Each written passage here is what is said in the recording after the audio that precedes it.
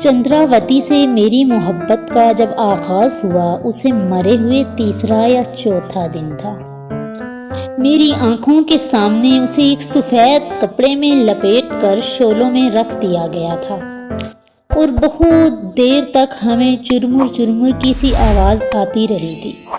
پھر اس کی راکھ بھی گنگا کی لہروں میں گل مل گئی اور 2-3 دن چندرا کی ماں کے سوا جیسے دنیا نے اسے بھلا دیا ہو، لیکن پھر مجھے اس سے محبت ہو گئی اور رات دن اس کی یاد ستانے لگی۔ وہ عام لڑکیوں کی طرح محض ایک لڑکی تھی جسے ایک بیوہ ماں کے ساتھ اسی تنگ و تاریک گلی میں رہنا پڑتا تھا اور جس کی زندگی میں گھر کی 4 دیواری کے سوا اور کسی ماحول کا سایہ نہ پڑتا تھا۔ وہ اچھی خاصی خوبصورت تھی، جس طرح عام نوجوان لڑکیاں خوبصورت نظر آتی ہیں، لیکن نہ تو اس کے گالوں میں کوسے قضا کی گلابی پینگیں تھی اور نہ اس کی آنکھوں میں شراب کی مستی سے بھرے ہوئے پیمانے۔ جب وہ ہنستی تھی تو صرف ہنستی تھی اور اس کی مسکراہٹ پر ساری کائنات رقص کرتی ہوئی نظر نہ آتی تھی، اور پھر اس کے بال بھی صرف سیاہ بال تھے۔ سورج کی کرنیں اس کے بالوں میں چاندنی اور سونے کے تار نہ پروتی تھی۔ میرے مطالعے کی کمرے کی کھڑکی میں سب سے پہلے چندراوتی کے گھر میں نگاہ پڑتی تھی۔ میں BA کا امتحان دے رہا تھا اور اب میں اس ذہنی کشمکش کو دور کرنے کی کوشش میں تھا جو امتحان اور نتیجے کے درمیانی وقفے میں ہر طالب علم کا پریشان ترین خواب بن جاتی ہے۔ ایک جوانی، دوسری فرصت، ضروری تھا کہ حسن اور عشق کے جذبات بیدار ہو جاتے۔ چنانچہ میں نے اپنے تخیل میں ایک علیحدہ رومانی دنیا بنا لی تھی جس کی سب رنگینیوں اور مسرتوں کا مرکز عورت تھی۔ سینما کے پردے پر تھر تھرائی ہوئی نازک بدن عورتیں، بازاروں اور پارکوں میں چہچہانے والی خوشنما عورتیں، اور پھر عشقیہ ناولوں کی جاذب نظر ہیروئنیں جو چلنے کی بجائے ہوا میں تیرتی ہیں اور بولنے کی بجائے گاتی ہیں۔ لیکن جب میری نظر کمرے کی 4 دیواری سے گھبرا کر آسمان کی وسطوں میں کھو جانا چاہتی تھی تو کھڑکی سے سر نکالتے ہی سب سے پہلے چندراوتی دکھائی دیتی تھی، جو پھکنی منہ سے لگائے گیلی لکڑیوں سے دھوئیں کے بادل اڑاتی نظر آتی تھی، یا دھوپ میں بیٹھی ہوئی پھٹے پرانے کپڑوں میں ٹانکے لگانے میں مصروف۔ یہ کثیف نظارہ مجھے روحانی بلندیوں سے گھسیٹ کر زمین پر پٹک دیتا تھا اور میرا طلسمی دنیا کا تصور تارے عنکبوت کی طرح ٹوٹ جاتا تھا، اور اس وجہ سے رفتہ رفتہ مجھے چندراوتی سے نفرت ہو گئی۔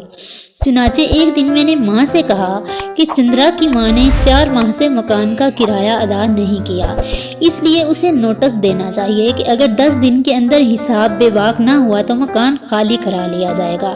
ماں نے حیران ہو کر اپنی بھویں اٹھائیں اور بولی، چھی چھی بیٹا، ایسا نہیں کیا کرتے، تو نے آج یہ سبق کہاں سے سیکھ لیا؟ بیچاری ودوا ہے، جب ہو سکے گا کرایہ دے دے گی، اور اگر نہ بھی دیا تو 4 روپے مہینے سے کون سا ہمارا۔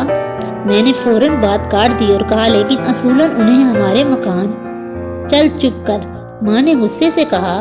آیا بڑا مکان والا۔ مکان کی بات نہیں ماں، میں تو اصول کی بات کہتا ہوں۔ مجھے زیادہ وکالت نہیں آتی، لیکن میرے جیتے جی ایسا نہ ہوگا، بعد میں جو جی میں آئے کرتے رہنا، اور کیا۔ لیکن میں بھی تہیہ کیے ہوئے تھا کہ آج اپنی بات منوا کے رہوں گا، اس لیے میں نے ایک اور حربہ استعمال کیا۔ لیکن ماں، چندراوتی اور اس ماں کی شہرت بھی اچھی نہیں، ہمارے محلے بھی شریف بہو بیٹیاں ہیں۔ ماں نے آنکھیں اٹھا کر مجھے مسکرا کر گھورا اور الفاظ خود بخود میرے گلے میں اٹک گئے، جیسے ایک بھاگا ہوا بچہ استاد کے سامنے بہانہ تراشتے ہوئے بھول جائے کہ اب آگے کیا کہنا چاہیے۔ ماں کی تنی ہوئی پلکوں میں خدا جانے کیا چیز پوشیدہ تھی کہ میں دل ہی دل میں سخت نادم ہوا، اور اس کے بعد کئی روز تک مجھے اس سے آنکھ ملانے کی جرت نہ ہوئی۔ ماں کے سامنے میری اس ندامت کا باعث چندرا کے سوا اور کوئی نہ تھا۔ میں کھڑکی میں کھڑے ہو کر بہت دیر تک اسے گھورتا رہا۔ میرے دل میں غم و غصے کی آندھی چل رہی تھی اور میں اسے چوٹی سے پکڑ کر کسی تاریک کنویں میں دھکیل دینا چاہتا تھا جہاں وہ ہمیشہ کے لیے میری نظر سے اوجھل ہو جائے۔ وہ چارپائی پر بیٹھی ہوئی دھوپ میں بال سکھا رہی تھی، مجھے گھورتے دیکھ کر کچھ جھنپ سی گئی اور اپنے کمر میں سلوٹیں پیدا کر کے میری طرف پیٹھ موڑ لی۔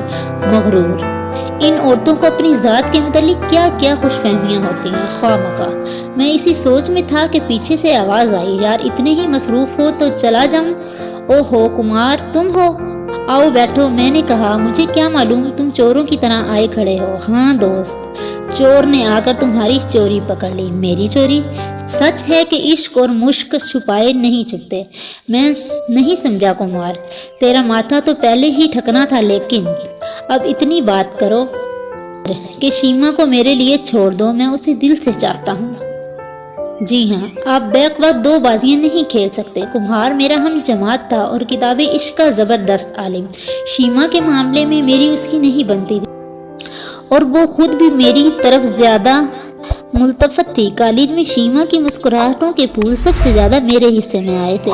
جب وہ میری بات سننے کے لیے اپنی گردن میں ہلکا سا خم پیدا کرتی یا جب چھٹی ملنے پر ہم دونوں ایک دوسرے کی بائی سائیکل کا ہینڈل پکڑے ہوئے آہستہ آہستہ سڑک کے کنارے چلتے تو کمہار کے سینے میں آگ کے شعلے بھڑک اٹھتے تھے، جنہیں بجھانے کے لیے وہ مس لوسی یا پریتما یا مس کپور کے بائی سائیکلوں کا بے تحاشا تعاقب کرتا تھا، اور پھر شام کے وقت دو چار جام پی کر کسی کثیف بالا خانے پر پاؤڈر زدہ چہروں اور صابن کے بلبلوں میں بجھے ہوئے حسن میں اپنی تلخیوں کو بھلانے کی ناکام سعی کرتا تھا۔ جی ہاں بے شک، کمہار نے دوبارہ کہا، آپ ایک وقت میں دو بازیاں نہیں کھیل سکتے۔ اور پھر وہ فاتحانہ انداز سے ادھر ادھر دیکھتا ہوا واپس چلا گیا۔ ان دنوں دیوالی کی آمد تھی۔ کالج میں ہم اس تہوار کا بڑے شوق سے انتظار کیا کرتے تھے۔